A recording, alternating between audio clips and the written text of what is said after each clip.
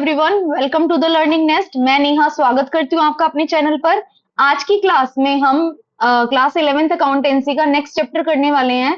उस चैप्टर का नाम है सोर्स डॉक्यूमेंट्स एंड वाउचर्स। बहुत ही इंपॉर्टेंट चैप्टर है क्लास 11th के लिए भी, प्लस पीजीटी कॉमर्स के सब एग्जामिनेशंस के लिए। तो वन बाय वन करके सारे टॉपिक्स को समझते हैं। चैप्टर का नाम है रिकॉर्डिंग ऑफ ट्रांजेक्शंस। देखो, फर्स्ट है हमारे पास कि बिजनेस ट्रांजैक्शन क्या होती है। बिजनेस ट्रांजैक्शन क्या होती है? बिजनेस ट्रांजैक्शन का क्या मतलब होता है? बिजनेस ट्रांजैक्शन का मतलब होता है एक ऐसी इकोनॉमिक इवेंट जिसको आप फाइनेंशियल, मतलब पैसे की फॉर्म में क्या कर सकते हो, मेजर कर सकते हो। उसको हम क्या बोलते हैं? Business transaction. जैसे फॉर एग्जांपल आपने गुड्स परचेज की, तो गुड्स परचेज करने के बदले में कुछ पेमेंट की होगी, तो आप उसको मेजर कर सकते हो। इसे हम बिजनेस में रिकॉर्ड करते हैं। फॉर एग्जाम्पल आपने गुड सेल की, तो कुछ ना कुछ वर्थ ऑफ अमाउंट का ये प्राइस का सामान होगा जिसको आपने सेल आउट किया होगा। फॉर एग्जाम्पल सैलरी पे की, फॉर एग्जाम्पल कैश रिसीव किया कस्टमर से, फॉर एग्जाम्पल मनी डिपॉजिट की बैंक में। तो ये सब क्या है? ये सब ट्रांजेक्शन्स के एग्जाम्पल है। तो ट्रांजेक्शन्स का क्या मतलब हुआ?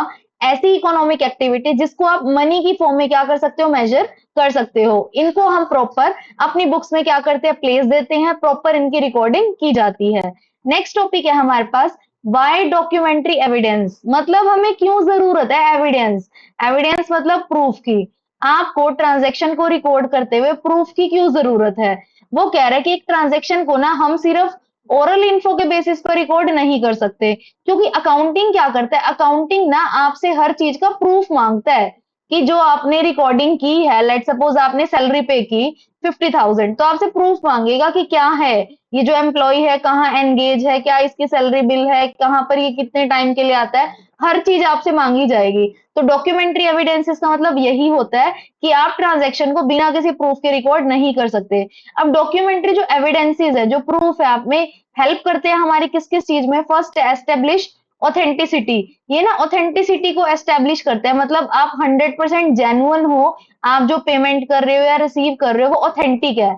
नेक्स्ट है प्रोवाइड डिटेल ऑफ ट्रांजैक्शन। जो ट्रांजैक्शन हो रही है ना उसकी फुल फ्लेज डिटेल, पूरी उसके बारे में नॉलेज जो है वो किससे पता चलती है? वो इन डॉक्यूमेंट्री एविडेंसेस से पता चलती है। Reduce errors and disputes. अगर आप प्रॉपर एविडेंसेस रखते हो, अगर हर ट्रांजैक्शन का प्रूफ है आपके पास, प्रूफ होने से आपका फ्यूचर में कोई डिस्प्यूट नहीं हो सकता, कोई लड़ाई झगड़ा, कोई गलती, किसी तरह की एरर मिस्टेक नहीं हो सकती। लास्ट आता है support checking, audit and verification. जब आप अपनी बुक्स को ऑडिटिंग करवाते हो, जब आप अपनी बुक्स का वेरिफिकेशन करवाते हो या क्रॉस वेरीफाई करते हो चीजों को, अगर प्रूफ होते हैं तो आपके लिए बहुत ज्यादा स्मूथ हो जाता है, इजी हो जाता है अपनी बुक्स को वेरीफाई करना।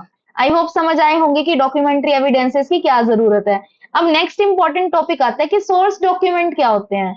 सोर्स डॉक्यूमेंट क्या होते हैं?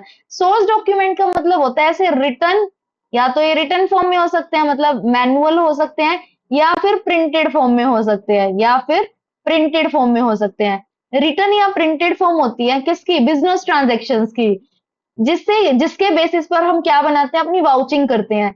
इनमें ना हमारे पास पूरी डिटेल होती है। बेसिकली ये हमें एविडेंस देते हैं। फॉर एग्जांपल हमने कहीं से, जैसे फॉर एग्जांपल हमने जो था, कोई सुपरमार्केट है, उस सुपरमार्केट से हमने कुछ परचेजिंग की, हमने सुपरमार्केट से कुछ परचेजिंग की, लेट सपोज हमने बाइंग की 5,000 रुपीज का सामान। तो इन एक्सचेंज वो हमें क्या देगा? वो हमें एक बिल देगा। उस बिल को हम क्या बोलते हैं? Source document. उस बिल को हम क्या बोलते हैं? Source document. तो जैसे फॉर एग्जांपल आपने सुपरमार्केट से बाइंग की, तो सुपरमार्केट का जो वेंडर होगा वो आपको कैश मेमो जनरेट कर देगा अगर आपने कैश में पेमेंट की है। और लेट सपोज अगर आपने क्रेडिट ट्रांजैक्शन की है, मतलब आप उधार में लेकर आए हो, जो कि पॉसिबल नहीं है सुपरमार्केट के केस में, तो आपको वो क्या देगा? वो इनवॉइस जनरेट कर देगा, मतलब बिल देगा। तो ये सब क्या है? चाहे वो कैश मेमो है, चाहे वो इनवॉइस है, ये सब क्या है? ये सब है सोर्स डॉक्यूमेंट। सोर्स डॉक्यूमेंट मतलब उस ट्रांजैक्शन का सोर्स, जहां से वो ट्रांजैक्शन हुई उसका सोर्स है, उसका प्रूफ है, जिसके बेसिस पर आप फर्दर क्या करोगे? डिटेलिंग करोगे अपनी बुक्स ऑफ अकाउंटिंग में। हमारे पास ना इस चैप्टर में दो वर्ड्स आते हैं। एक वर्ड तो सोर्स डॉक्यूमेंट है, एक वर्ड है वाउचर। बच्चे ना इस चीज में कंफ्यूज्ड होते हैं कि वाउचर भी यही होता है। नहीं, सोर्स डॉक्यूमेंट में तो ये सब आते हैं। मतलब सोर्स डॉक्यूमेंट तो मतलब प्रूफ ऑफ ट्रांजैक्शन। जैसे फॉर एग्जांपल आप बैंक में गए, आपने बैंक ब्रांच में विजिट किया और आपने पैसे जमा करवाए वहां पर, लेट सपोज 1 लाख रुपए आपका सेविंग बैंक अकाउंट था, आपने वहां पर 1 लाख रुपए जमा करवाए। तो वहां पर एक पे इन स्लिप फॉर्म होता है। तो वो जो पे इन स्लिप फॉर्म है, वो पे इन स्लिप फॉर्म आपके लिए क्या काम करेगा, वो आपके लिए एविडेंस का काम करेगा, प्रूफ का काम करेगा कि आप इस डेट को इस टाइम को बैंक में गए और आपने 1 लाख रुपए जमा करवाए, प्रूफ है आपके लिए वो। तो ये क्या है, one of the type of source document है। और वाउचर क्या होता है, वाउचर का मतलब होता है जो आपको रिकॉर्डिंग करने में हेल्प करते हैं। सोर्स डॉक्यूमेंट के बेसिस पर सबसे पहले जो एंट्री पास की जाती है वो वाउचर में पास की जाती है, और वाउचर के बेसिस पर एंट्री पास की जाती है किसमें, जर्नल में। जर्नल में किसके बेसिस पर एंट्री पास की जाती है, वाउचर के बेसिस पर। और सोर्स डॉक्यूमेंट के बेसिस पर किसमें एंट्री पास की जाती है, वाउचर में। आई होप क्लियर होगा डिफरेंस। नेक्स्ट पढ़ते हैं कि क्या इंपॉर्टेंस है इन सोर्स डॉक्यूमेंट की। फर्स्ट, ये तो हम बार बार बोल रही हूँ मैं इस चीज को, एविडेंस मतलब प्रूफ है ट्रांजैक्शन का, कौन सी ट्रांजैक्शन कब हुई है कब नहीं हुई, उस ट्रांजैक्शन का प्रूफ है। सेकंड, इसकी इंपॉर्टेंस है एक्यूरेसी, मतलब आपको ना फैक्चुअल डिटेल प्रोवाइड करता है, किसके लिए, रिकॉर्डिंग के लिए। जैसे फॉर एग्जांपल आपने कहीं पर शॉपिंग की, 15,000 रुपए का बिल बनाकर आए, आपने 15,000 रुपए पे किए, तो उस 15,000 रुपए में आपने क्या क्या परचेजिंग की वो पूरी की पूरी डिटेल मेंशन होगी, प्लस उस पे सीजीएसटी कितना लगा, एसजीएसटी कितना लगा, वो पूरी की पूरी उस बिल में वो पूरी डिटेल होगी, पूरी कैश मेमो में वो डिटेल होगी। तो एक्यूरेसी, आपके पास पूरी फैक्चुअल डिटेल है जिसके बेसिस पर आप क्या करते हो, रिकॉर्डिंग। नेक्स्ट आता है वेरिफिकेशन। समटाइम्स ना आपके बेसिस आपकी ना बुक्स में क्या हो जाते हैं, कुछ एरर्स हो जाती हैं, जैसे हम रेक्टिफिकेशन ऑफ एरर का आगे चैप्टर में पढ़ेंगे। एरर्स हो जाती हैं, आपसे कुछ गलतियां हो जाती हैं। जब आप क्रॉस वेरीफाई करने बैठते हो ना, तो आपको ये जो वाउचर्स हैं, ये जो सोर्स डॉक्यूमेंट है, वो हेल्प करते हैं क्रॉस वेरिफिकेशन में, कि जो आज जितनी भी रिसीट्स थी प्रॉपर उनको मेंटेन किया जाता है बिजनेस में। आप उन रिसीट से क्रॉस वेरीफाई करते हो, हाँ आपने इतनी बाइंग की थी, इतनी परचेजिंग हुई, इतने के लिए पेमेंट की, इतने के लिए रिसीट्स आई। तो हर चीज को वेरिफिकेशन के लिए एक बेस प्रोवाइड करते हैं, कौन, सोर्स डॉक्यूमेंट। नेक्स्ट आता है ऑडिट। ऑडिट का मतलब होता है verification of books of accounts. क्या मतलब होता है, verification of books of accounts. Auditing का क्या मतलब होता है, वेरिफिकेशन ऑफ बुक्स, एग्जामिनेशन करना बुक्स का। तो जो सोर्स डॉक्यूमेंट है ना, वो सपोर्टिंग एविडेंस है, किस टाइम पर, ऑडिटिंग के टाइम पर। नेक्स्ट है कंट्रोल। ये ना आपको अनऑथोराइज और फिक्टिशियस मतलब फॉल्स ट्रांजैक्शन से प्रिवेंट करते हैं, फॉल्स ट्रांजैक्शन को अवॉइड करने में हेल्प करते हैं। हर चीज का बिल होगा तभी आप उसकी रिकॉर्डिंग करोगे अपनी बुक्स ऑफ अकाउंट्स में। अगर आपके पास बिल नहीं होगा, रिसीट्स नहीं होगी, तो आप उसको रिकॉर्ड नहीं करोगे, तो आप प्रॉपर बिजनेस में कंट्रोल कर सकते हो। नेक्स्ट आता है रिकॉर्ड कीपिंग, कि वाउचर आपको क्या करते हैं, रिकॉर्ड मेंटेन करने में हेल्प करते हैं। आई होप क्लियर होंगी इंपॉर्टेंस। अब वन बाय वन करके हम सोर्स डॉक्यूमेंट्स के टाइप्स पढ़ते हैं। सोर्स डॉक्यूमेंट का पहला टाइप है कैश मेमो। क्या है पहला टाइप, कैश मेमो।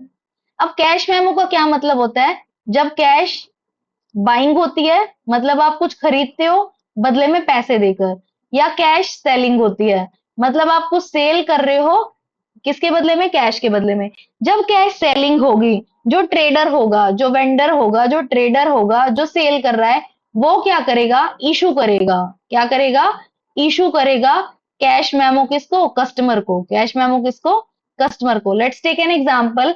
मैंने आज सोडी सुपरमार्केट विजिट किया, सोडी में मैंने शॉपिंग की 3,000 रुपीज की, और मैंने कैश पेमेंट की काउंटर पर।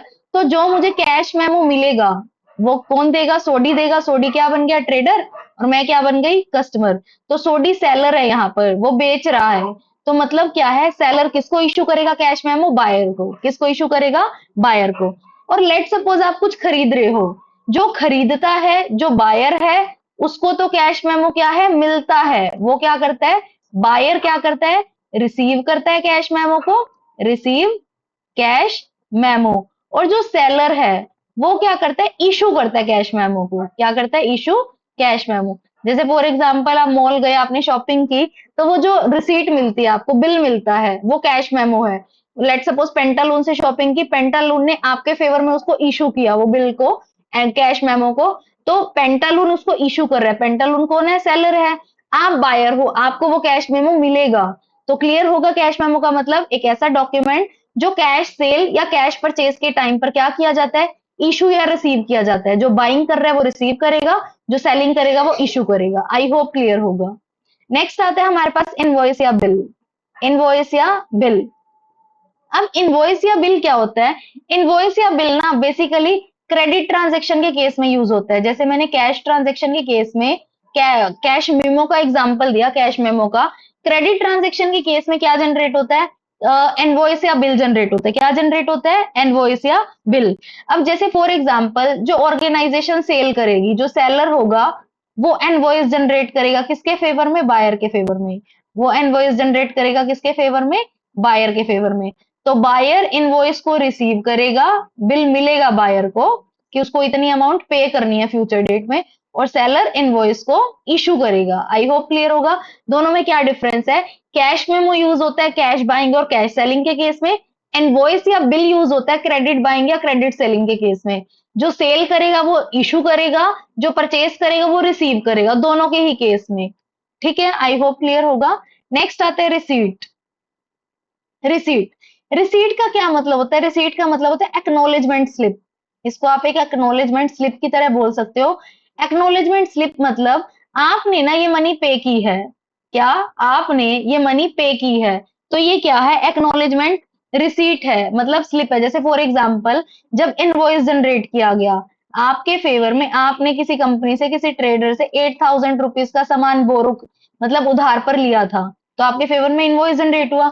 आपने 2 मंथ्स के बाद उसको ये पे कर दिए, तो आप क्या दोगे? रिसिप्ट। क्या दोगे? रिसिप्ट की एक पर्ची मिलेगी, एक स्लिप मिलेगी कि आपने ये पैसा क्या किया है? पे कर दिया है। जैसे फॉर एग्जाम्पल, हम स्कूल में फी पे करते हैं। जब हम फी पे कर देते हैं तो स्कूल वाले हमें क्या जनरेट करते हैं? फी रिसीट जनरेट करते हैं। फी रिसीट, जो स्कूल ने हमें फी रिसीट जनरेट की, वो फी रिसीट जो है किस बात का प्रूफ है? वो इस बात का प्रूफ है कि स्कूल को वो अमाउंट, फॉर एग्जाम्पल 50,000 फीस थी आपकी क्वार्टरली, स्कूल को वो फीस क्या हो गई? रिसीव हो गई, और आपने वो फीस क्या कर दी? पे कर दी। आई होप क्लियर होगा। रिसीट, देखो ये तीन जितने भी सोर्स डॉक्यूमेंट्स है वो हम दोनों के पॉइंट ऑफ व्यू से बात कर रहे हैं। जैसे कैश मेमो था, सेलर इशू करेगा, बायर को मिलेगा। जैसे इनवॉइस या बिल था, सेलर इशू करेगा, बायर को मिलेगा। रिसीट है, हमें मिलेगी किस चीज का प्रूफ? कि हमने वो अमाउंट क्या कर दी है? पे कर दी है। आई होप क्लियर होगा। नेक्स्ट है पे इन स्लिप।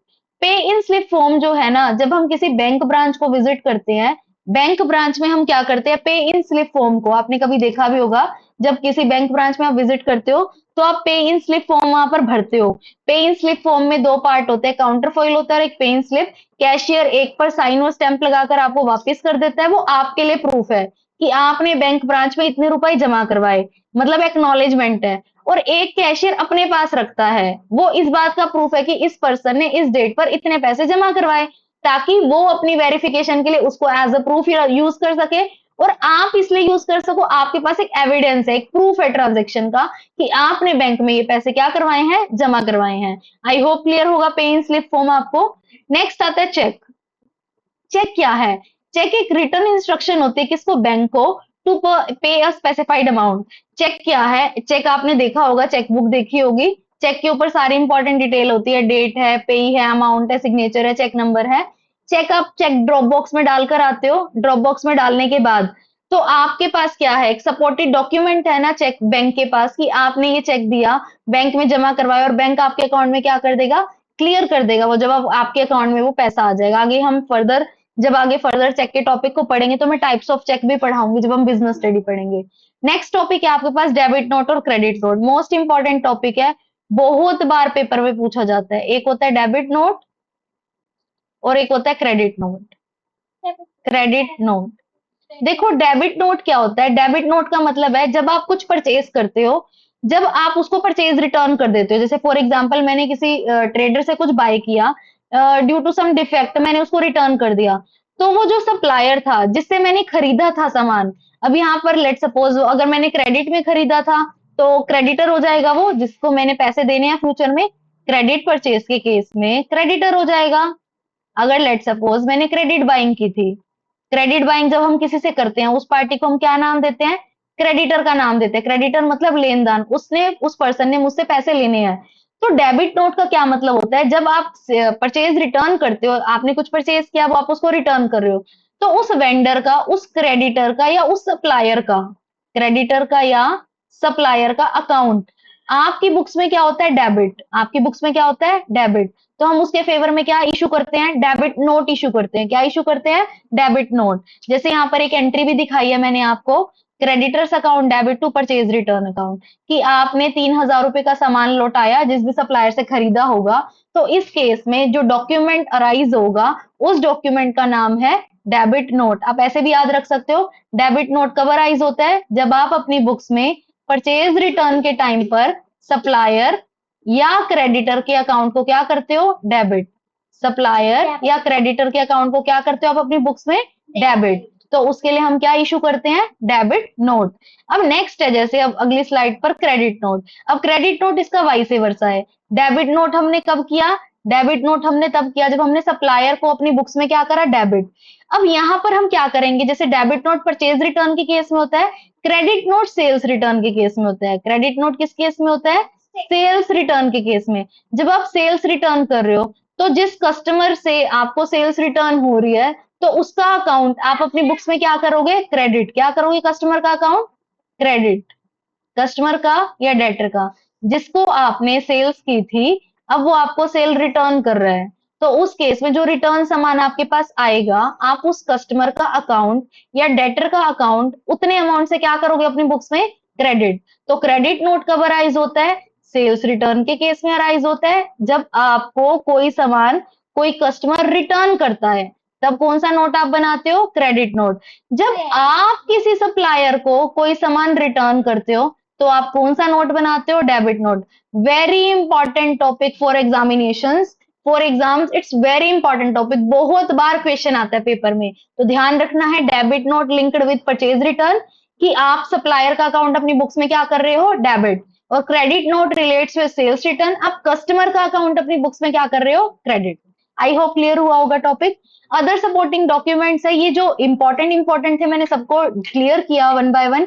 ये बाकी सब अदर सपोर्टिंग डॉक्यूमेंट्स है, जैसे बैंक स्टेटमेंट है, debit credit advice issued by bank, salary sheet है, पेरोल रिकॉर्ड है, डिलीवरी चलान है, ये सब क्या है? अदर। वो इंपॉर्टेंट डॉक्यूमेंट्स थे। अब आप क्या करते हो? जैसे हम सोर्स डॉक्यूमेंट बनाते हैं, अब ये सब क्या था? सोर्स डॉक्यूमेंट था। सोर्स डॉक्यूमेंट में हमने क्या क्या पढ़े? एक मैंने पढ़ाया आपको कैश मेमो, एक मैंने आपको पढ़ाया चेक, एक मैंने आपको पढ़ाया इनवॉइस, जिसको हम बिल भी बोलते हैं, एक मैंने आपको पढ़ाया पे इन स्लिप फॉर्म, पे इन स्लिप फॉर्म, एक मैंने आपको पढ़ाया डेबिट नोट, और लास्ट मैंने आपको पढ़ाया क्रेडिट नोट।